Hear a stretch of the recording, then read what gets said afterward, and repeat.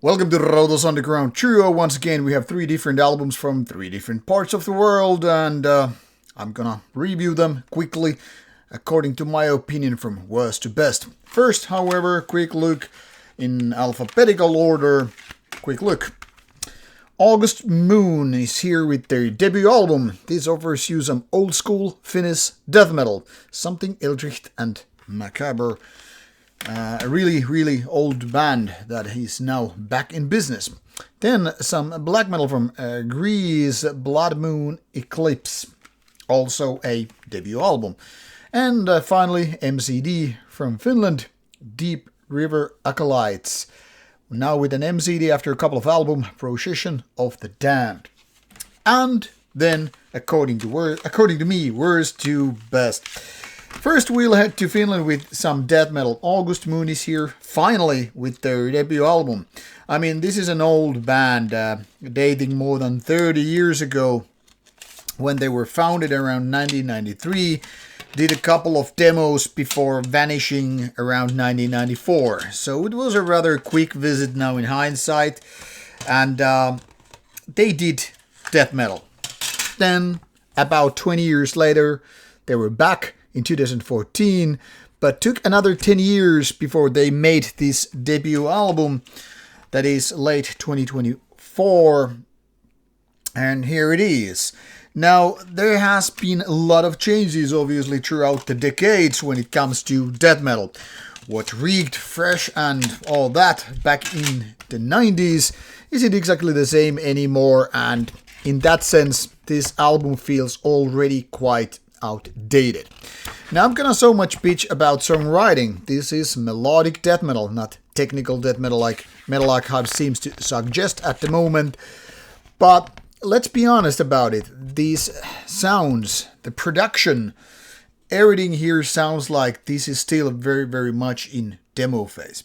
First of all, there are lots of melodies which sound like, okay, you just got your guitar, you've just founded your first new band, and you're gonna do some melodic death metal. It's fine, but let's be honest about it, at least back it up with a sound, or like overall production that really kicks ass and doesn't sound like you just recorded it with like 4-tracker or 8-tracker back in the 90s, just because that's pretty much all the budget you had for. Now, production-wise, this is very sloppy. It's not outright bad, but let's be honest about it, a lot of bands with just rehearsal room recordings sound better. And as such, like I said, this sounds kind of outdated. Another thing here is none of these songs really kick ass. It's more like a bunch of ideas put together, and it's already a little bit like, okay, you got some better melodies, you have really a lot of fillers, and some almost borderline bad ones. Meaning that overall this album feels kind of tedious to listen to. Even if it's barely more than 30 minutes and then some, it really sounds like a demo recording still. So while not exactly bad, it's very much of those like, I don't know, you have to be kind of a fanatic about the band. Maybe you found it already back in the days and now you're really happy to get it finally on, full album. But to me it sounds like these guys need to just figure it out how they want to do it, because this kind of a rather sloppy songwriting and somewhat weak production is not gonna cut it.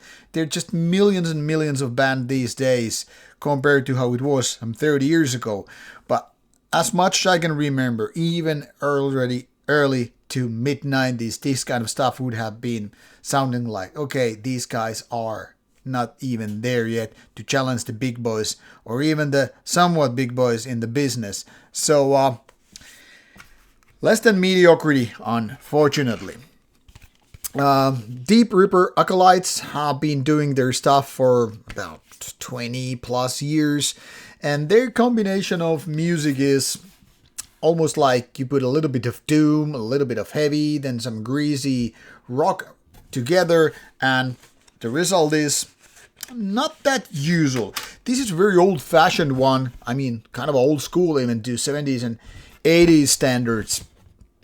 So it's almost like these guys are blending rock and roll, the kind of a bluesy ways even, to some heavy metal.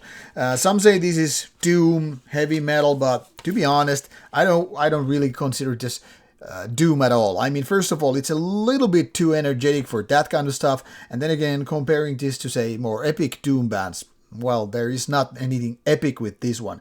I would rather say this is more like later era Sentenced married to rock and roll. So somewhat greasy, you can almost smell the tobacco and cheap liquor and all that stuff. And that's not a bad thing. I mean, this is definitely, putting heavy metal and rock and roll, the old-fashioned ways, together nicely.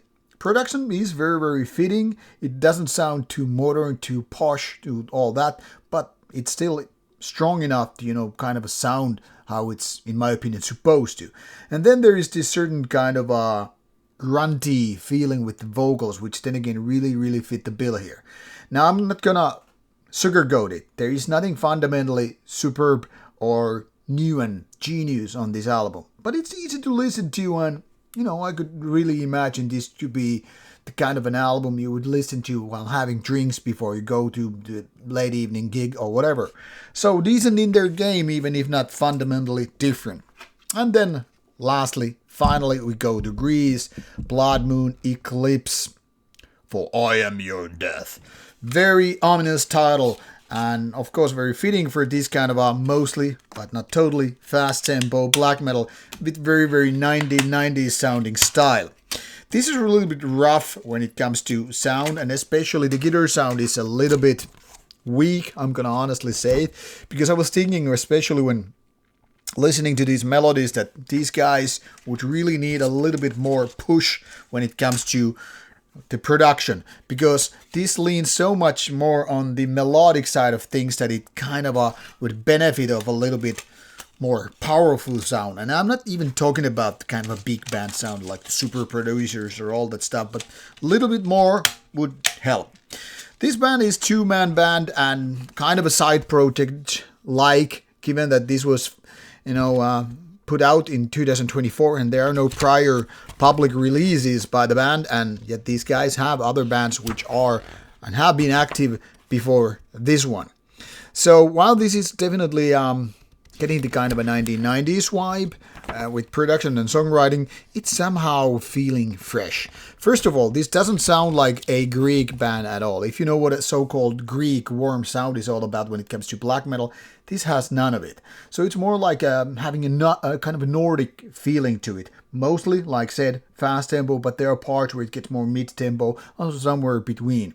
It's nothing like super fast, super violent, but the certain roughness or even rawness is very much present there and fits this music very, very nicely. Overall, I would say a good, solid album. If only the production was a little bit more sharp and more cutting, this would really be even better than that. Overall, a very, very nice new band I got to know with this album, and I totally hope the band will be back sooner than later with more material to be heard. Since this is a kind of a side project, like, no idea, how active they will be in terms of live and whatnot, because, like I said, this is so far the only release by the band. Let's keep our thumbs up. They will be more active either through gigs or doing more music, but now this is it, what it is.